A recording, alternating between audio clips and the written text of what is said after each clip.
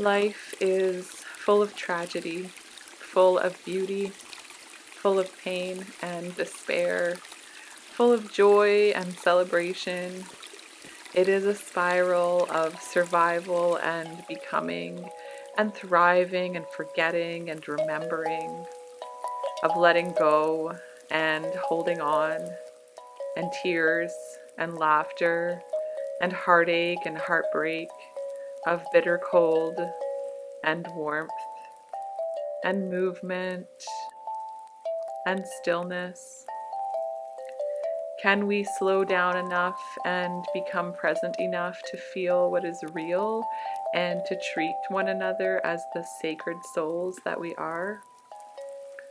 All these experiences that have shaped us, hardened us, softened us, all these stories that we carry and tell and retell and keep locked up with the access key tossed away.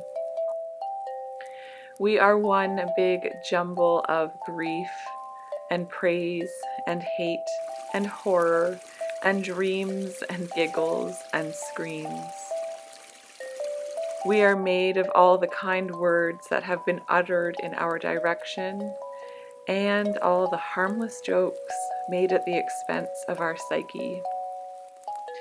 And we persevere through it all, standing in our light and in our dark, in our luminosity and in our shadows, hoping to keep finding love and care from others and self, wishing for peace and harmony and all the things that make us feel safe and secure and able to rest.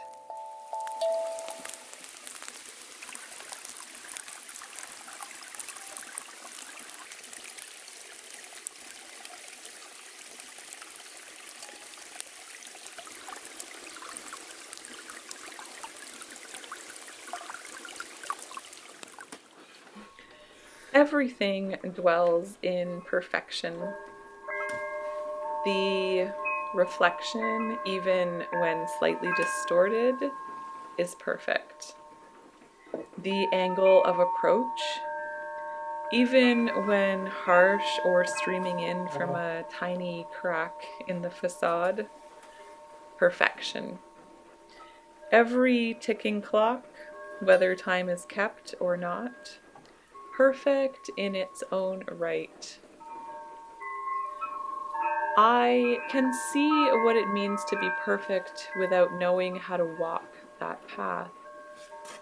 And that in itself is some kind of okay.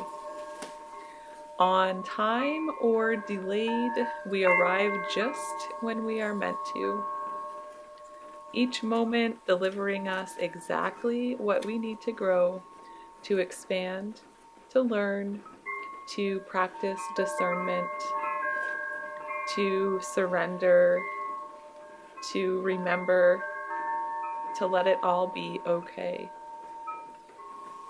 We are never far from the truth.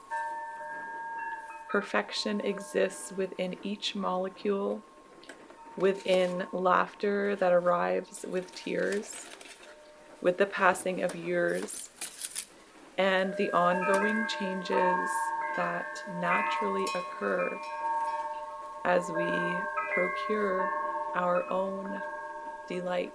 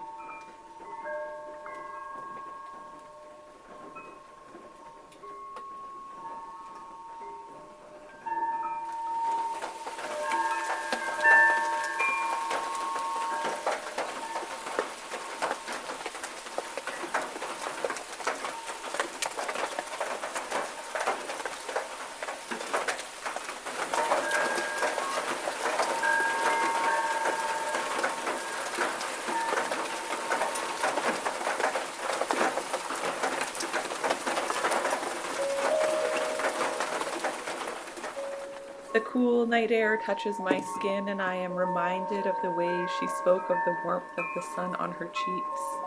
The moon and the sun meet within me for their own rendezvous, a profound journey into the places within that bring balance in ways that always make room for both, for all, for everything to be in its own way.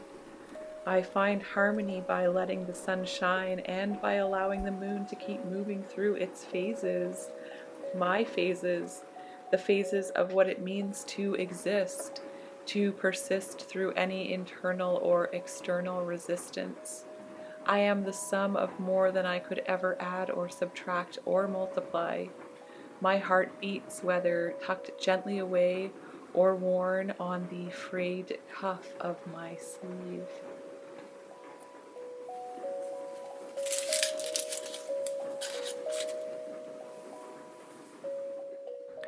The fierceness of what it means to be of the earth and with the flames of fire as an elemental ally, both grounded and spirited, both wise and passionate.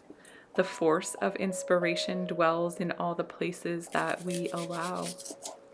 Our fires tended to with great care, we ignite purpose from the deep wells where the embers burn for all the lifetimes we've ever known.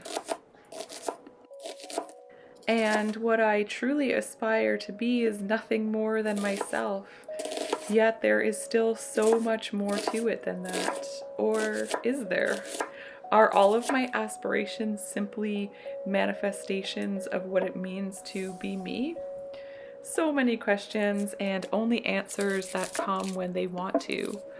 Often in the dark of night, cloaked in dreams, veiled by the reckoning taking place as my lungs fill with the air that belongs to no one, yet is available to all who wish to keep this motion of living. What I truly aspire to be is someone who can see each star for what it is, as well as the entire galaxy all in one glance.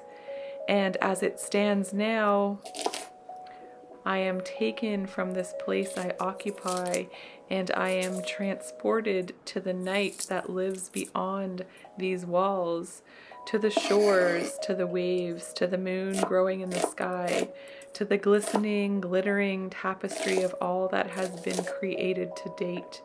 And while I certainly have nothing at all figured out, I am forever in awe of the way I get to connect to the giant web of nature's intelligence.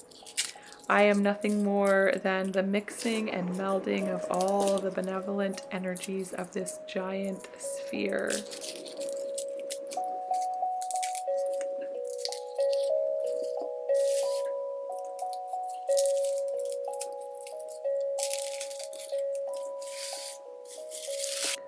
I tend to get so confused when I try to sort out what it means to be financially abundant within a system of capitalism that I despise with a passion. I am disgusted by this system of exploitation and extraction. I seem to not know exactly how to exist within this system in ways that feel aligned and true to the core values and beliefs that I hold. How can I consciously gain financial wealth when I'm not even sure what it means to be wealthy within this system? I have a friend who has taken a vow of poverty.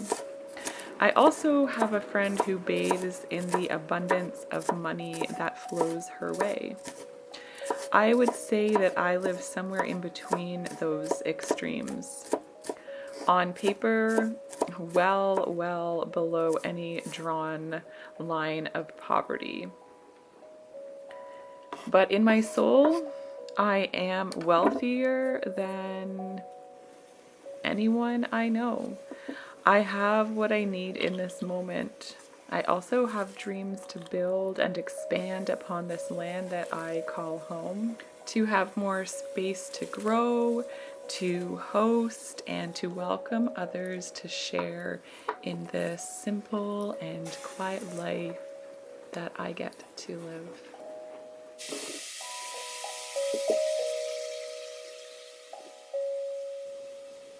I have dreams and aspirations to have my own studio space to create art, to have my own studio space to sell my art, to have a space to bring people together for ceremony and ritual and creative expression, to have a greenhouse type building that allows me to grow food year round and keep me connected to what it means to me to be sustainable in this world that offers so much and has so much potential when we tap into the core root of what it means to be connected to the earth.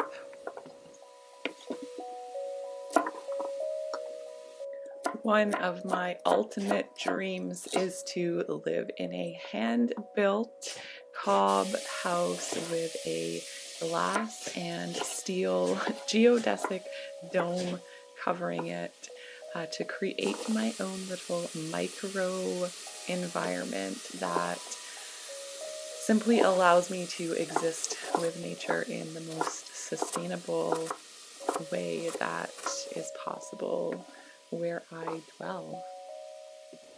Sometimes this vision and dream seems so far from my reach, and other times it seems so possible and plausible that it would come to fruition in this lifetime.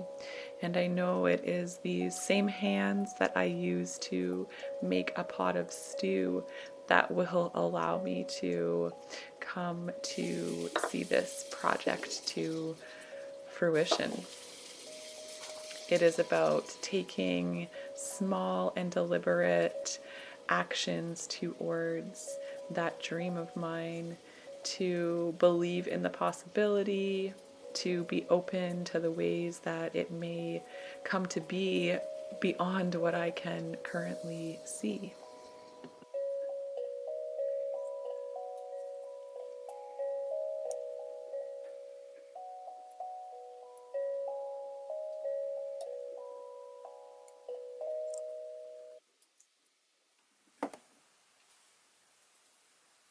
Perhaps, just slightly, maybe so, my aspirations reach beyond what I currently know.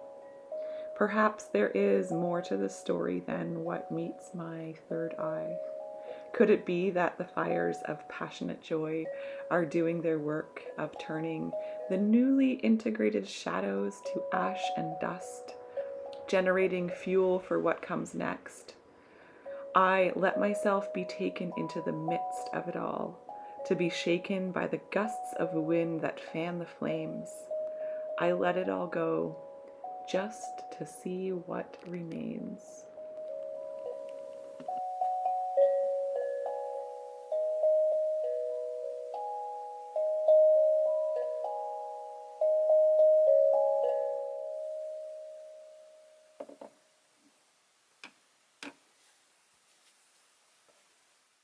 Subscribe if you want to see more, like this video, comment if you want to connect, share it with anyone you think might enjoy it.